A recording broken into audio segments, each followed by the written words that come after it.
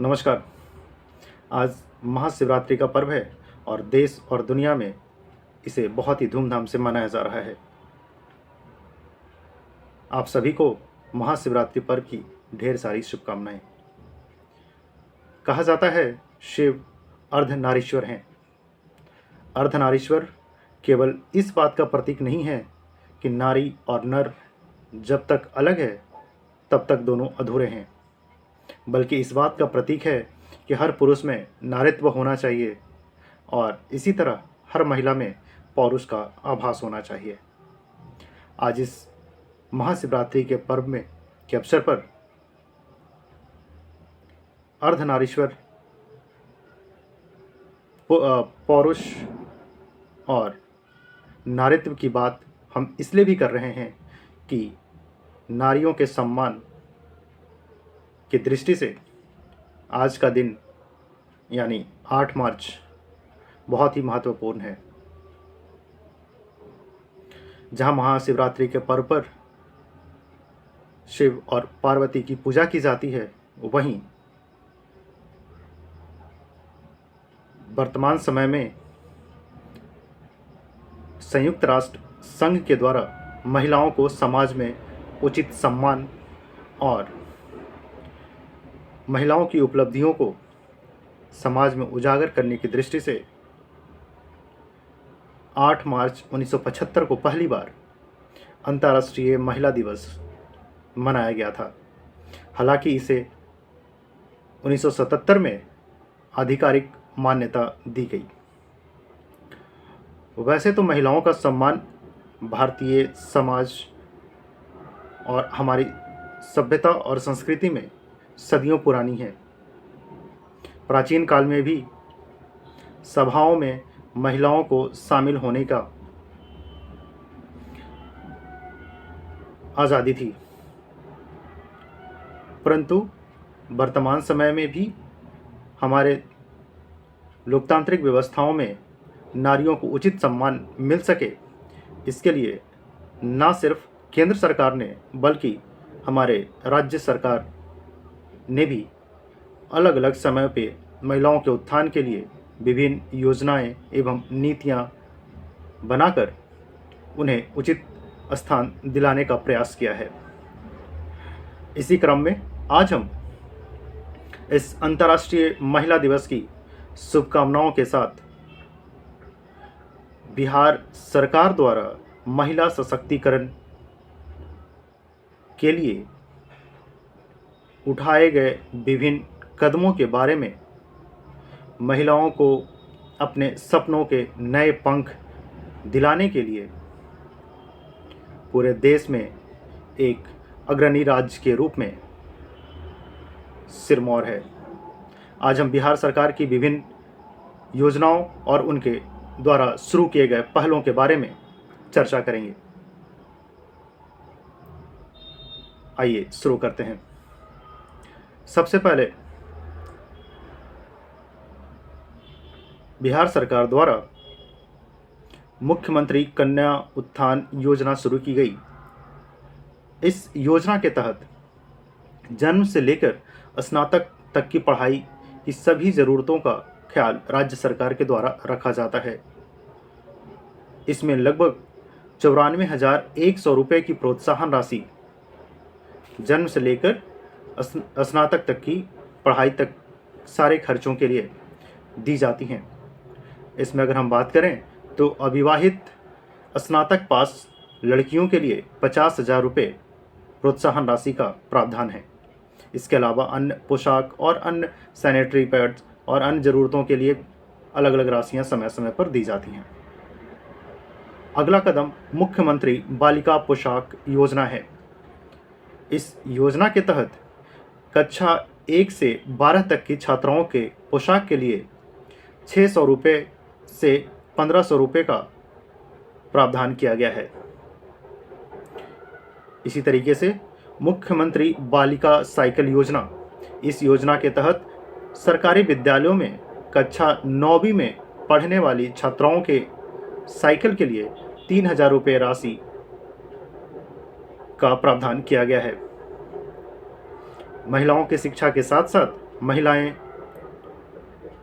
अपना रोजगार कर सके, उद्यम स्थापित कर सके, इसके लिए भी राज्य सरकार ने मुख्यमंत्री महिला उद्यमी योजना की शुरुआत की थी। इस योजना के तहत महिलाओं को उद्यम स्थापित करने के लिए 10 लाख रुपए की वित्तीय प्रोत्साहन राशि का प्रावधान किया गया है, जिसमें 5 लाख रुपए अनुदान, जिसे सब्सिडी कहते हैं, एवं 5 लाख रुपए ब्याज मुक्त ऋण देने का प्रावधान किया गया है। बिहार जैसे प्रदेश में महिलाओं के सामूहिक उत्थान के लिए जीविका समूह बनाकर महिलाओं को अग्रणी पंक्ति में लाने का प्रयास किया जा रहा है। महिलाओं के 10 लाख से भी अधिक स्वयं सहायता समूहों का गठन कर इनमें लगभग 1 करोड़ 30 लाख से अधिक महिलाएं जुड़कर अपने परिवार और खुद को स्वावलंबी बना रही हैं। इसके अतिरिक्त मुख्यमंत्री कन्या विवाह योजना, इस योजना के तहत वैसे परिवार जो बीपीएल के अंतर्गत आते हैं या जिनकी वार्षिक आय 60,000 रुपये से कम है, ऐसे परिवार को राज्य सरकार के द्वारा 5,000 रुपये वित्तीय सहायता प्रदान करने की व्यवस्था की गई है। इसके अलावा मुख्यमंत्री सिविल सेवा प्रोत्साहन योजना, इस योजना के तहत यूपीएससी संघ लोक सेवा आयोग के प्रारंभिक परीक्षा पास करने वाले तथा बीपीएससी बिहार लोक सेवा आयोग की प्रारंभिक परीक्षा पास करने वालों के लिए क्रमशः 1 लाख रुपये एवं 50,000 रुपये वित्तीय प्रोत्साहन राशि का प्रावधान किया गया है।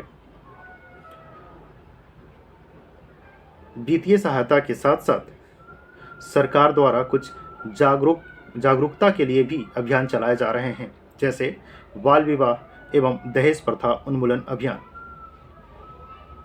आप समझते ही होंगे कि समाज के कुरीतियों के रूप में बाल विवाह भी शामिल है। इसे उन्मूलन के लिए साथ ही साथ दहेज प्रथा जैसी कुप्रथा के उन्मूलन के लिए भी राज्य सरकार लोगों को जागरूक एवं उसके लिए अभियान चला रही है। इसके साथ साथ बिहार में शराबबंदी जैसे कानून लाकर महिलाओं को सम्मान भी किया इन महिलाओं को समाज में उत्थान के लिए, उनके क्रांतिकारी बदलाव के लिए भी ना सिर्फ योजनाएं चलाई गईं, बल्कि उन्हें उचित आरक्षण देकर भी उनका स्थान सुनिश्चित किया गया है। जैसे सबसे पहले वर्ष 2006 में पंचायती राज संस्थान एवं नगर पालिकाओं में 2007 से 50% महिलाओं के लिए आरक्षण का प्रावधान किया गया है। वहीं 2006 से प्रारंभिक शिक्षक नियुक्ति में 50% महिलाओं को आरक्षण की व्यवस्था की गई है। इसके अलावा अगर हम बात करें तो वर्ष 2013 से बिहार पुलिस में और वर्ष 2016 से अन्य सरकारी नौकरियों में महिलाओं के लिए 35% आरक्षण की व्यवस्था की गई है। इतना ही नहीं, महिलाओं के उच्च शिक्षा के लिए मेडिकल, इंजीनियरिंग, स्पोर्ट्स यूनिवर्सिटी आदि सरकारी संस्थानों में 33% की व्यवस्था इन संस्थानों में नामांकन के लिए की गई है। इन योजनाओं और आरक्षण को देखकर हम यह कह सकते हैं कि हमारी सरकार महिलाओं के लिए समाज में उचित स्थान दिलाकर पुरुषों से कंधे मिलाकर चलने के लिए प्रेरित कर रही है और एक संवेदनशीलता भी दिखा रही है। यह सारी कदम अनुकरणीय है और एक सकारात्मक पहल भी कहा जा सकता है। उम्मीद है हमारा समाज सभ्य सुसंस्कृत समाज बनेगा और महिलाओं के उत्थान एवं उन्हें उचित स्थान दिलाने का प्रयास करेगा। धन्यवाद।